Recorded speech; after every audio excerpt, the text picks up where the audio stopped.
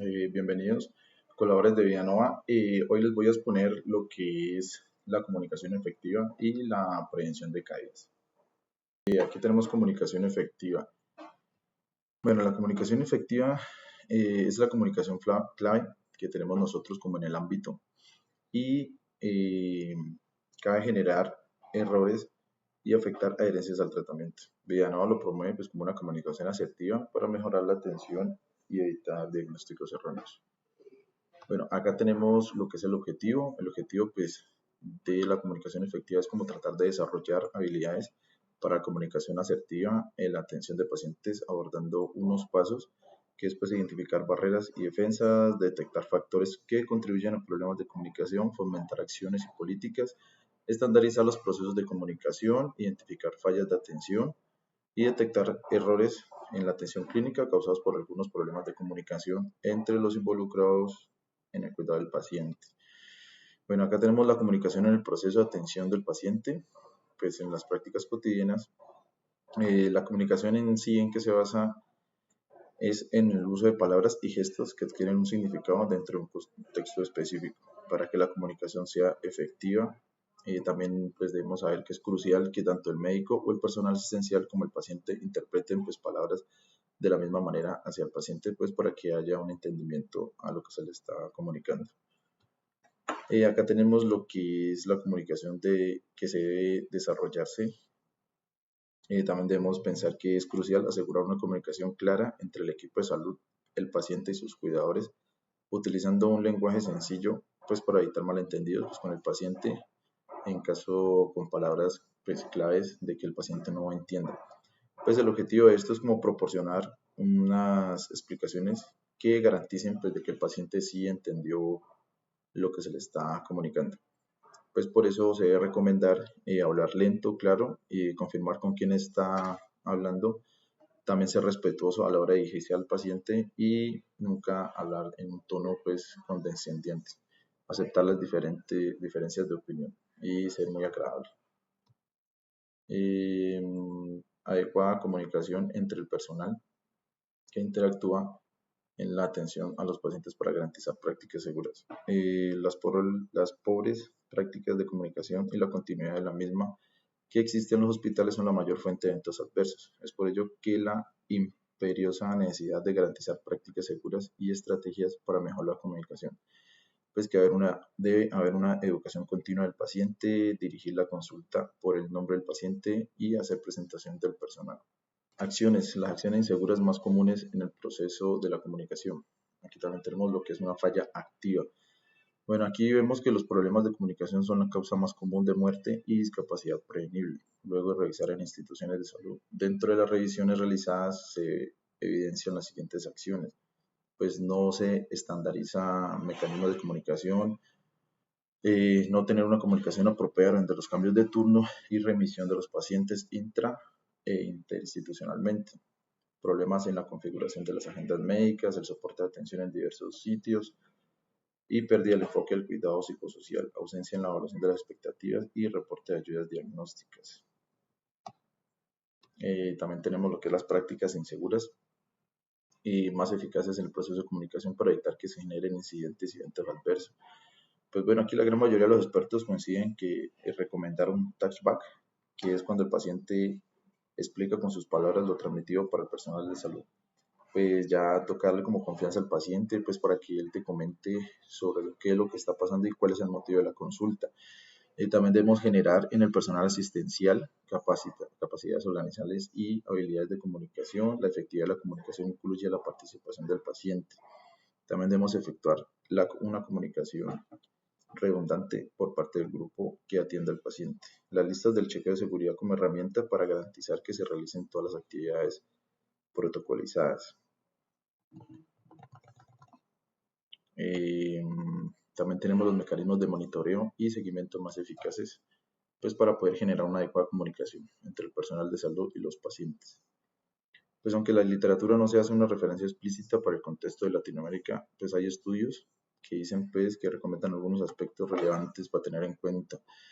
Existencia del protocolo para la detección, registro y comunicación de errores de medicación en el que participa el servicio de farmacia. Existen también normas explícitas sobre órdenes verbales, frecuencia con las órdenes recibidas verbalmente repetidas en voz alta por parte de quien las recibe. Frecuencia con las órdenes recibidas verbalmente se anotan o se escriben en registros asistenciales. También tenemos lo que es la implementación de las prácticas seguras para evitar errores en la atención de los pacientes. Pues debemos mejorar la comunicación en salud, requiere comprender las patologías del paciente, la variedad de proveedores y los riesgos de una comunicación deficiente. Las instituciones de salud han implementado programas exitosos para asegurar la colaboración entre todo el personal en la atención del paciente. Pues también aquí hay espacios adecuados para el proceso comunicativo y realizar las revisiones médicas en conjunto por las diferentes especialidades que participan de la atención. También tenemos lo que es implementar prácticas seguras para evitar errores en la atención de los pacientes, que se generen también diferentes medios e incentivar el uso de las tecnologías tanto a nivel intramural como extramural, para que las personas que participan de la atención se mantengan en contacto frecuente. También debemos desarrollar y sostener programas de capacitación y asegurar una comunicación abierta entre los miembros del equipo y desde los miembros del equipo, el paciente y los cuidadores, entre los demás. Bueno, aquí hay algunos mecanismos de monitoreo. Pues para mejorar la comunicación entre el personal que atiende al paciente se recomienda monitorear los siguientes indicadores.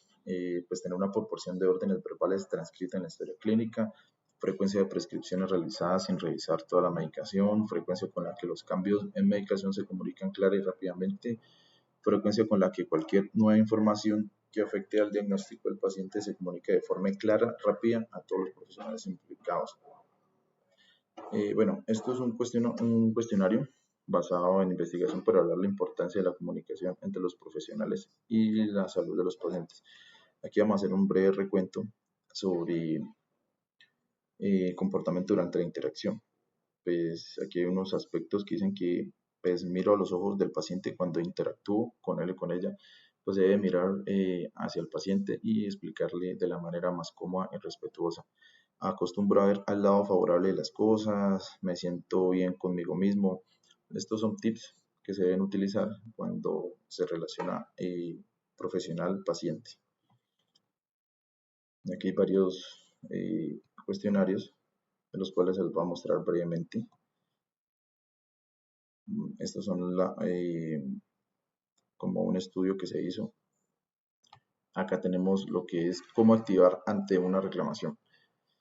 Bueno, sabemos que en este medio pues también van a haber quejas obviamente para que haya una mejora. También vamos a encontrar pacientes que están insatisfechos con la atención. También van a haber pacientes que también van a estar indispuestos. Entonces aquí debemos tener como una atención personalizada. Entonces decimos que transmitiremos confianza y seguridad, haciéndole saber al usuario que están en buenas manos, que deseamos ayudarle y sabemos cómo hacerlo. Recibiremos amablemente y mantendremos la tranquilidad. Escucharemos activamente para descubrir cuál es el verdadero motivo de la reclamación. Realizaremos preguntas abiertas y cerradas para recuperar información. Confirmaremos y verificaremos con el usuario que hemos comprendido el motivo de su reclamación. Pediremos disculpas si hay una verdadera explicación. Y pues lo más importante, pediremos disculpas si de pronto hay una verdadera explicación y no hay una justificación. En caso de que nos lleguemos a equivocar o algo, pues entonces pediremos las respectivas disculpas hacia el paciente y tratar de que se sienta cómodo ante la situación. Si se trata de un error, pues debemos reconocer el error, aunque no sea culpa nuestra, enfrentándolo con calma y seguridad. Adoptaremos también una actitud competente y no se trata de rasgarse las vestiduras ni hablar desde una posición de superioridad. Escuchar, no responder a las provocaciones, pediremos disculpas, tomaremos medidas necesarias para evitar que en lo sucesivo se repita el mismo error. Daremos las gracias al usuario por la oportunidad de mejorar el servicio pues, que nos brindan los reclamos o las indisposiciones que tiene el paciente. Bueno, ¿cómo recibir una crítica? Ante las críticas de los usuarios es fundamental manejar la situación con profesionalismo y empatía. Pues aquí hay algunas pautas a seguir en distintas circunstancias. Si la crítica que realiza el usuario es cierta, pero nosotros no somos responsables del error o del problema, por ejemplo, llevo horas esperando a que me vean, han perdido mi historia y no aparece, cada vez que vengo me dicen una cosa diferente, a ver si se aclara. Ante estas circunstancias, lo primero es ser conscientes de que la irritación o la queja del usuario no se dirigen contra nuestra persona, sino contra la organización en abstracto. Pues, ¿qué debemos hacer ante una situación de estas? Pues escuchar activamente al paciente o a la persona pues, que viene a dar, digamos, que está inconforme ante la situación. Entonces, pues debemos escucharlos con una buena actitud, ser amables. En cuanto nos enteremos del problema, pues resumirlo y ratificar la comprensión. No defenderse ni defender a la institución, no perder tiempo intentando mostrarle que nosotros no tenemos la culpa. Debemos tener una actitud positiva. En primer lugar, pues pedir opinión y usted qué sugiere que hagamos, o sea, pedirle al paciente qué opina sobre la situación y pues tratar de resolverla. Si el usuario propone alguna de las soluciones que tenemos previstas, tendrá un efecto más satisfactorio que si la proponemos nosotros. Si el usuario no quiere aceptar la solución o explicación, utiliza la técnica del disco rayado, repetir el mensaje sin alterarse, sin responder a los posibles ataques personales ni a la irritación de la persona sin cambiar el tema. También se le puede decir, entiendo el trastorno que esto provoca y de veras lo sentimos. Sin embargo, lo único que podemos hacer es intentar reconstruir los datos más importantes en su historia con su ayuda y despedirse y agradecerle la colaboración y las cosas positivas pues, que agregó sobre el tema. Las críticas que se realizan al usuario es cierta y además nosotros no somos los responsables del error. ¿Cómo asumir nuestros propios errores? Por ejemplo, le hemos dado a una persona una información equivocada. ¿Qué debemos hacer ante esta situación? Pues en primer lugar, escuchar activamente pues, cuál fue el problema o cuál fue lo que le disgustó al paciente. En cuanto nos enteremos bien del problema, asumir el error. Cuanto antes lo hagamos, menos tiempo daremos a la persona que nos critica para seguir insistiendo. Tiene usted razón, le he indicado mal, lo siento mucho. Tratar de disculparse y pues como siempre mantener una actitud positiva y ser muy amable con el paciente. Intentar compensar pues al paciente de alguna forma, ya que el error pues fue de nosotros y pues tratar de negarnos a peticiones excesivas, ¿no? Como forma de reparación. Voy a llamar a un personal para que este departamento para asegurarme de la dirección correcta. Permítame que se lo apunte en un papel. Espero que ahora no haya ningún problema. Siento mucho lo que haya sucedido. Sí, pues tratar de disculparse y tratar de colaborar en lo que más se pueda. Una tercera posibilidad ocurre cuando la crítica que realiza el usuario no es cierta. ¿Qué hacer? En primer lugar, y como siempre, escuchar activamente hasta enterarnos bien del problema que plantea esa persona. No anticiparnos y no presuponer lo que va a decir. Una vez entendido y comprobado que no tiene la razón, hay que decírselo utilizando un estilo de comunicación asertivo, es decir, con firmeza y con respeto, ante todo con respeto. Entiendo que usted lo vea de esa forma, sin embargo yo o nosotros no lo vemos así. Explicar brevemente el tema de lo que en realidad ocurrió. No salirse del tema y no responder a los ataques personales porque la mayoría de veces iba a haber, digamos, pues inconformidades.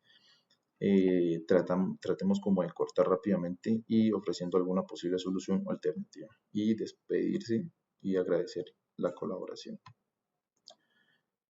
¿Cómo vamos a hacer una crítica? Pues una crítica la vamos a hacer elegir un momento adecuado.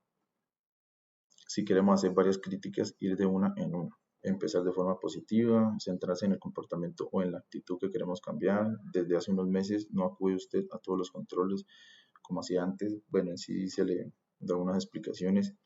No remontarse al pasado, las críticas son más efectivas en el presente. Preguntar, pedir opinión, ¿tiene algún problema? ¿Está cansada de venir al centro? Empatizar en concreto con los problemas o dificultades. Para hacer una crítica constructiva es importante primero escuchar y mostrar empatía, validando los sentimientos de la persona. También, ¿cómo hacer una crítica? Sin embargo, quiero recordarle lo importante que es el control periódico. Yo sé que es un esfuerzo, pero así podremos evitar complicaciones porque las detectaremos antes de que ocurran. Reconocer la propia responsabilidad si lo hubiera y quizás se lo tenía que hacer dicho antes. quizás debería haber hablado con usted desde este tema. También pues ofrecer ayuda, ¿no? Si le parece, podemos intentar cambiar las citas, pedir opinión, buscar el compromiso, señalar las ventajas. Cuando no entendemos lo que nos dice el usuario, cuando ya no entendemos completamente pues qué es lo que nos está explicando el usuario, pues debemos pedirle amablemente que repita su mensaje para tratar de poder comprender qué es lo que requiere el paciente. Debemos responsabilizarnos de la falta de comprensión. Debemos pues comunicarle disculpe, pero no le he comprendido. ¿Puede usted repetirme? Otra posibilidad es resumir con nuestras palabras lo que hemos entendido y plantear después nuestra ayuda. O sea, es dejar que el paciente nos explique cuál es el caso que tiene por ofrecer y pues nosotros en las palabras resumir el problema y tratar de volverle a comunicar al paciente si en realidad es ese problema lo que él quiere que lo solucione. Cuando el usuario no nos entiende, las dificultades de comunicación ocurren cuando el usuario no nos oye o no comprende el mensaje. Es importante no ponerlo en evidencia y averiguar la causa del problema. Si estas situaciones se viven de manera diferente según el carácter del usuario, los tímidos pueden mostrar vergüenza o evasión, y mientras que los agresivos pueden sentirse ofendidos y culpar a los demás. En la comunicación lo importante no es lo que dice el emisor, sino lo que entiende el receptor. ¿Listo? Entonces la responsabilidad de una comunicación efectiva cae en el emisor, pues que debe tratar de explicar en palabras entendibles para que el paciente pueda entender el mensaje y no hayan errores. ¿Qué debemos hacer? Cuando el problema se debe a problemas de audición del usuario, podemos repetir la misma información, vocalizando más y elevando el tono. Si no comprende, repetiremos la idea. Poner ejemplos que aclaran la idea principal, simplificar el mensaje y evitar pues, palabras de difícil comprensión. ¿Cómo decir que no? Bueno, algunas veces debemos decir que no, pero nuestra actitud siempre debe ser positiva, incluso cuando es necesario rechazar algunas peticiones. Escuchar activamente, transmitir seguridad y mirada y presencia. La mirada ante todo es crucial para transmitir que estamos prestando atención. Si no miramos a la persona mientras hablan, pues es como una falta de respeto hacia el paciente y la paciente obviamente no se sentirá escuchada. De esta manera incluso una negativa puede ser manejada también de forma positiva.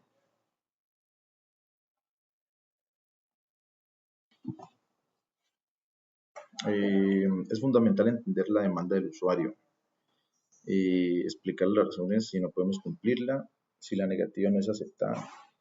Repetiremos el mensaje sin responder a ataques personales o críticas.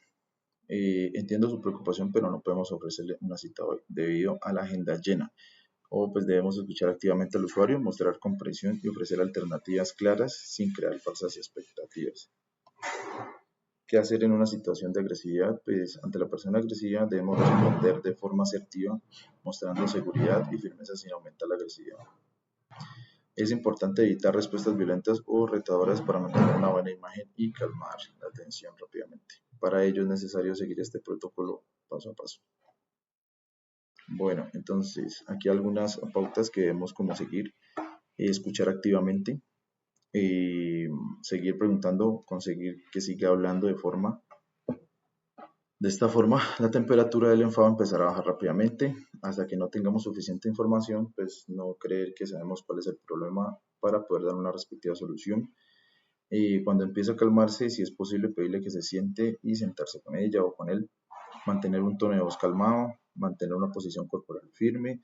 Ya pues una vez que la persona se ha calmado y se han ofrecido posibles alternativas o soluciones antes de despedirse, expresar nuestros sentimientos en relación con lo sucedido. Muchas gracias.